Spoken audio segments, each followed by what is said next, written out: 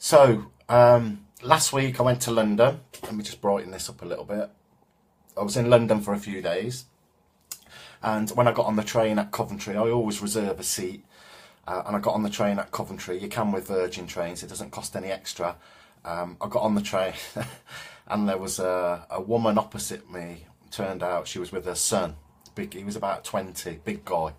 And she asked me, because she was facing backwards and I was facing forwards, and she asked me if we could change seats, because she got travel sick. So it wasn't a problem to me. So we changed seats, and her son, obviously, it became apparent quite quickly that he had learning difficulties, and he was really loud and asking lots and lots of questions.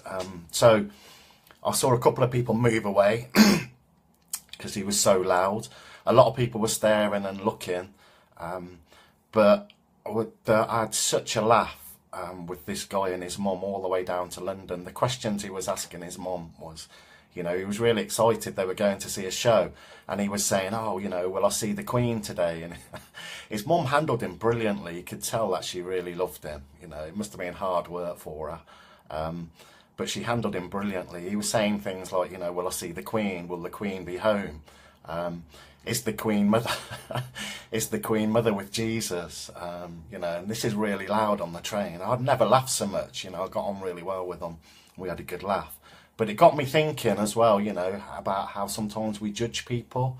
And for me, I've learned, to sit and listen to people. Obviously, it's part of what I do. It's part of my work. But most people they're fascinating. I've said before, they've got a really interesting story to tell. But sometimes we judge people and we don't give them a chance. And then that led me to, I was thinking about when I was in the fire service, how we used to work together in quite tight shifts. You get to know your mates, you're working with them, you'd have each other's backs. It could be a dangerous job, like you're running into fires when other people are running out. But every now and again, someone would leave, someone would retire, and obviously someone would come and take their place. And sometimes we'd get a probationer straight off training school. Training school in the fire service, you do 3-4 months. I hated it when I did it. It was really intense, really uncomfortable, but I learnt a lot, which is good. But I noticed whenever we got somebody off training school, most of the guys were brilliant, and it was mainly guys, but sometimes people would be a little bit funny with them. I remember asking one guy after a couple of months, "Why don't you talk to the new guy?" And he said, "Oh, he hasn't earned my respect yet," which I found quite sad. For me, I was always interested in the new guys. What had they done before they joined the fire service? How did they find training school? And they were normally really enthusiastic. They were up to date with all the latest procedures. You could actually learn a lot from them if you took the time. Obviously, they were really nervous when we got to fires. They didn't know what to do because they didn't have that experience.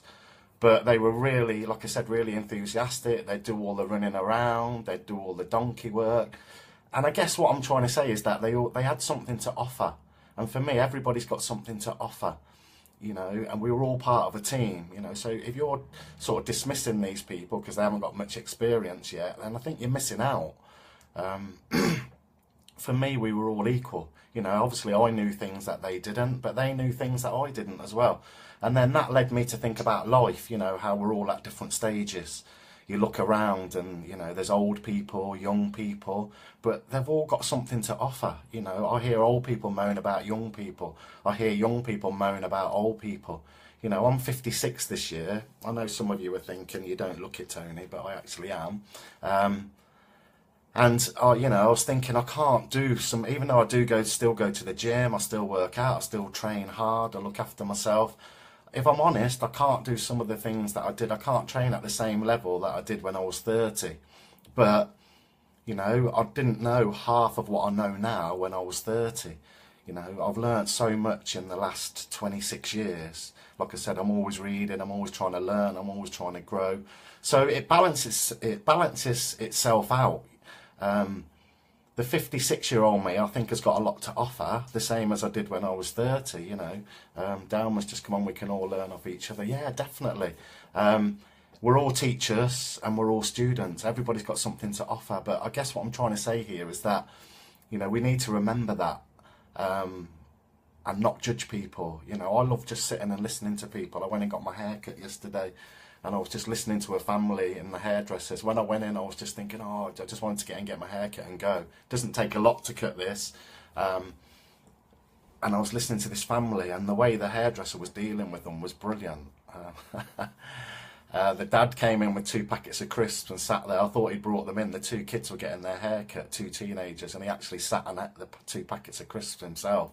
And they kept stopping the hairdresser and showing her pictures from their holidays. But I found them really entertaining. They were really nice people. And when they went, the hairdresser was telling me that the oldest boy had autism, and she'd cut his hair since he was a little boy. You know, he used to come in and scream, and he was the only person that he would let. She was the only person that could cut his hair. He wouldn't go anywhere else. And you know, but by sitting and listening to that, I learned that. You know, so you can always learn a lot from listening to people.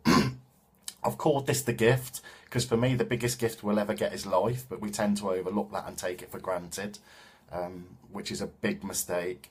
But also as well, within that life, you know, we've all got a gift, but we'll only find out what people's gifts are by listening to them and giving them a chance and not judging them. And that's what I wanted to talk about today.